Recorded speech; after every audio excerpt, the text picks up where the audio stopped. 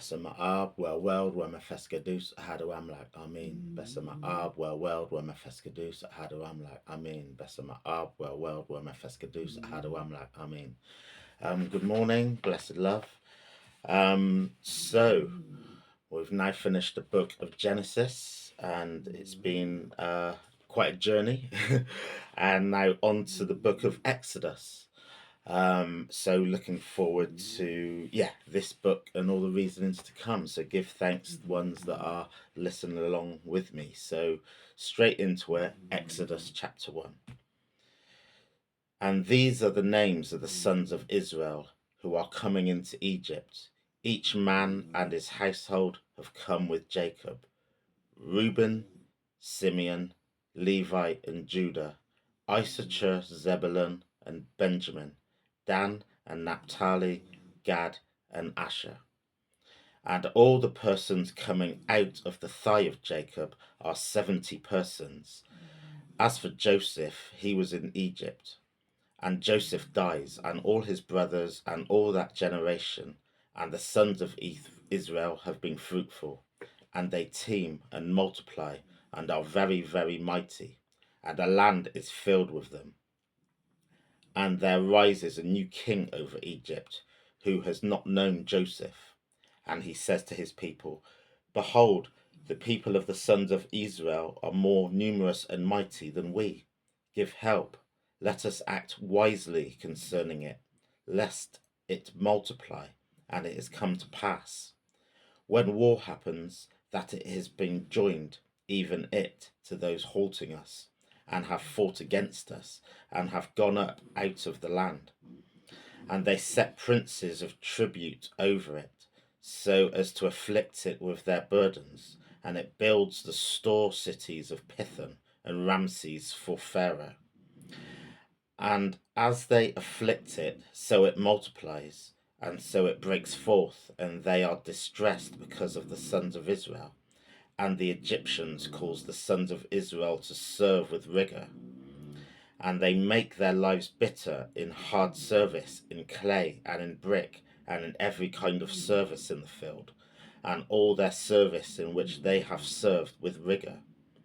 And the king of Egypt speaks to the midwives, the Hebrewess, of whom the name of the first is Siphrah, and the name of the second is Puah, and says, When you cause the Hebrew woman to bear, and have looked on the children, if it is a son, then you have put him to death, and if it is a daughter, then she has lived. And the midwives fear God, and have not done as the king of Egypt has spoken to them, and they keep the boys alive. And the king of Egypt calls for the midwives and says, Why have you done this thing, and keep the boys alive? And the midwives say to Pharaoh, Because the Hebrew women are not of Egyptian women, for they are lively. Before the midwives comes to them, they have borne. And God does good to the midwives, and the people multiply and are very mighty. And it comes to pass, because the midwives have feared God, and he makes households for them, and Pharaoh lays a charge on all the people, saying, Every son who is born you cast him into the river, and every daughter you keep alive. For these three words I give thanks, blessed love.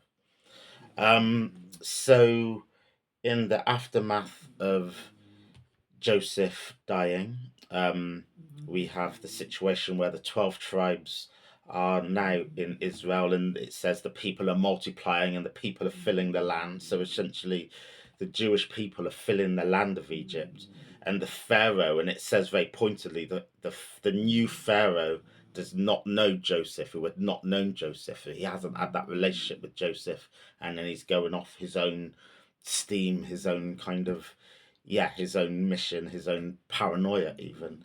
And his paranoia about the Jewish people is that now there's many of them in the land, that they would side with an enemy if there was ever a battle. So he tries to quell them, he enslaves them, and it says that he puts them to the hard service in clay and brick, and in every kind of service in the field. But despite them being in slavery, they still multiply, and they still are, yeah, they still have a large population. So then it says the Pharaoh then instructs two midwives to kill every son that's born. But the midwives, it says they fear God, so they don't do as the Pharaoh instructed, and they say to the Pharaoh, "Oh, we couldn't kill the sons of the Hebrew women because they're Hebrew women.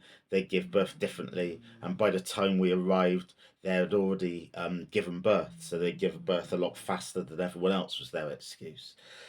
So Pharaoh's not happy with this, and then he says to everybody in the land, not just the midwives, if you see a boy which is Hebrew, and every newborn, cast them into the river. All the women can stay alive, the girls can stay alive, but every baby boy has to be killed and drowned. Such is the paranoia of Pharaoh that the people of God are gonna just take over the land essentially. So yeah, very stark chapter, a very short chapter, but the message is very clear in the sense of what it's describing is a land where the Hebrew people are now being oppressed in that land, turned into slaves, and also being massacred, and essentially a genocide is happening against the Hebrew people. So yeah, there's lots to reflect on there. I'm not going to do. There's probably an elephant in a room, which is the present day context of Israel, and and etc. Anti-Semitism, and also what's happening in Gaza. I'm deliberately not going there because I would be going there on every single chapter.